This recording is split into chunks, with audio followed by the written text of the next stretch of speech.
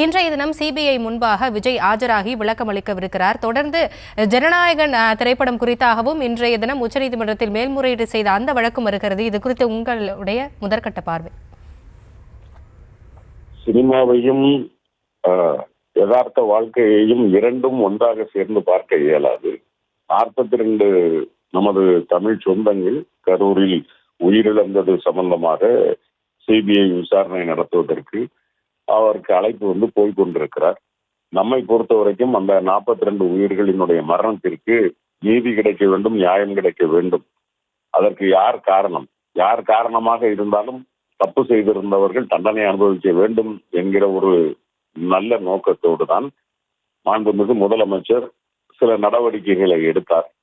ஆனால் அது இன்றைக்கு சிபிஐக்கு மாற்றப்பட்டு சிபிஐ அவர்களை அழைத்திருக்கிறார்கள். அதோடு நீங்கள் சொன்னதை போல சினிமாவிலும் அவருக்கான சிக்கல்கள் உருவாக்கப்பட்டிருக்கிறது. நம்மை பொறுத்த வரைக்கும் அது பாஜகவாக மேலே ஆட்சியில் இருக்கிற பாஜகவானாலும் தாவேகானாலும் நம் மக்களுக்கு தேவையானது நியாயம். அந்த நியாயம் கிடைப்பதில் எந்த விதத்திலும் தங்களுடைய அரசியல் லாபத்திற்காகவோ அல்லது அரசியல் வெற்றிக்காகவோ எங்கள் மக்களை, நமது மக்களின் இந்த உயிரை பணயம் வைத்து விடக்கூடாது என்பதுதான் ஒன்றிய அரசிற்குமான ஆலோசனையும் அதுதான், எதிர்பார்ப்பும் அதுதான். திமுகவை பொறுத்த வரைக்கும், தாவேகாவை பொறுத்த வரைக்கும் எங்களுடைய எதிர்பார்ப்பு இதுதான்.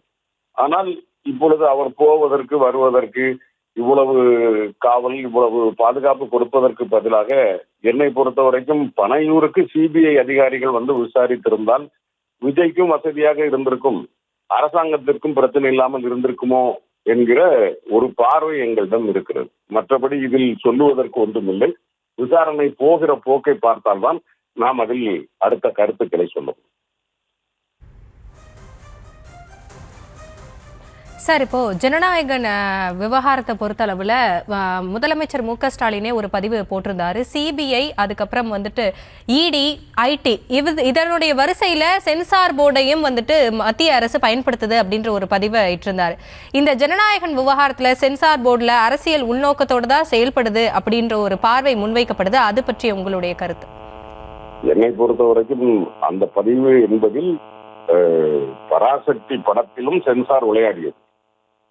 இந்தி மொழி திணிப்பிற்கு எதிரான அந்த போராட்டத்தில், அந்த போர்க்களத்தில் பேசப்பட்ட வார்த்தைகள், அது அன்றைக்கு தலைப்புச் செய்தியாக மாறிய தீ பரவட்டும் போன்றவை, பேரறிஞர் அண்ணாவின் வார்த்தைகள், இவைகளையெல்லாம் சென்சார் கத்தறி வைத்தது.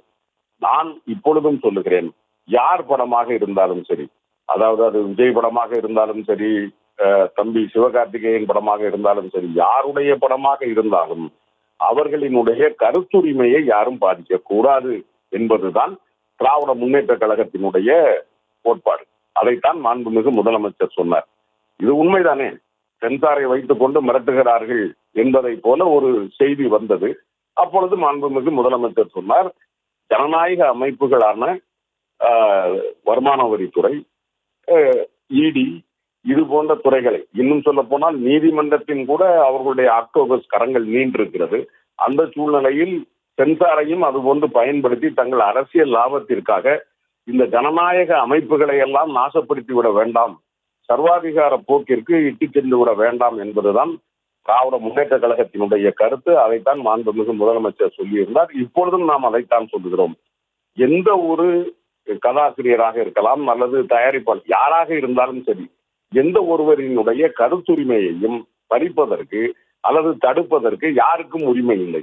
ஒருவேளை சமூகத்தில் அது தேவையில்லாத விளைவுகளை தரக்கூடிய வகையில் முற்றிலும் சமூகத்திற்கு புறம்பான அல்லது சமூக விரோத கருத்துக்களை நிலைநிறுத்தக்கூடிய வகையில் ஏதேனும் இருக்குமே ஆனால் அதை ஆட்சேபிக்கலாமே தவிர, தங்களுக்கு எதிரானது என்பதற்காக ஒரு ஒன்றிய அரசு சென்சாரை பயன்படுத்துமே ஆனால் அது நிச்சயமாக கண்டிக்கத்தக்கது.